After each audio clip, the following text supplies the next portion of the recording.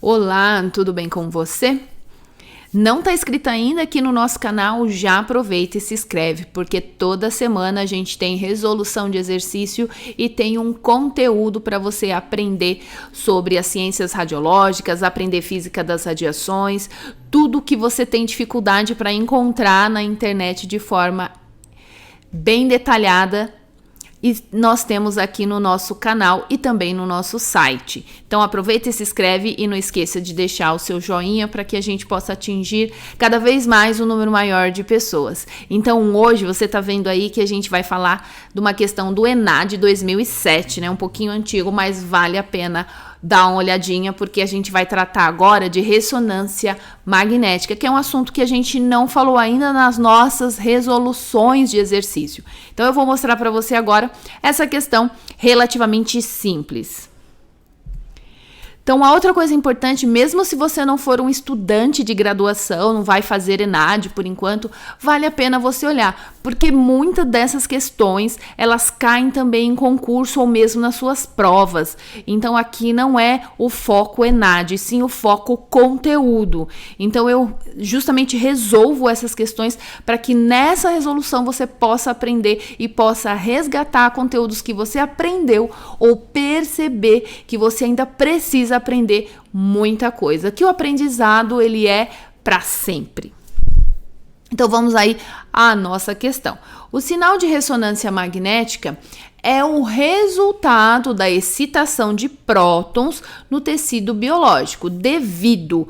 Então o exercício quer saber por que ocorre aí a excitação dos prótons no tecido. Então, vamos olhar aí cada uma das afirmações. Então, a primeira aí diz a ação de ondas eletromagnéticas em uma frequência específica. A B diz o seguinte, a existência de um campo magnético forte. A C, ao desequilíbrio entre prótons e elétrons do tecido. A D, a orientação do campo magnético. E a E, a concentração e abundância dos mesmos. E aí, qual que você acha que é a correta? Bom, então vale a pena, antes da gente falar da resposta, acho que vale a pena lembrar aí de alguns conceitos de ressonância magnética. Então, nós vamos ter a ação do campo magnético forte faz com que os prótons de hidrogênio fiquem alinhados na direção do campo ou mesmo contrária ao campo. É o que a gente diz, que os prótons ficam paralelos ao campo magnético ou antiparalelos ao campo magnético. E também realizam movimento de precessão. Isso é uma coisa importante. O que faz com que ocorra a excitação desses prótons é justamente a radiofrequência, que a gente chama lá de RF.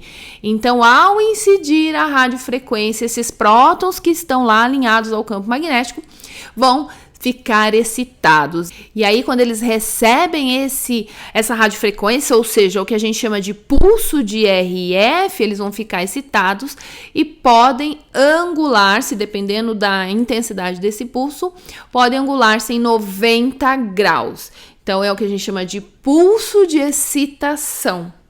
Então, dentre as afirmativas aí, o que a gente já pode descartar de cara? Então, a B, por exemplo, a existência de um campo magnético forte. A gente acabou de ver que esse campo, ele coloca os prótons alinhados. Então, essa não é a correta.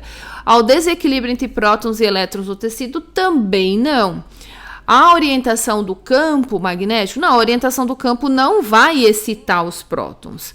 E a concentração e a abundância dos mesmos, não. Então, isso também não vai causar uma excitação.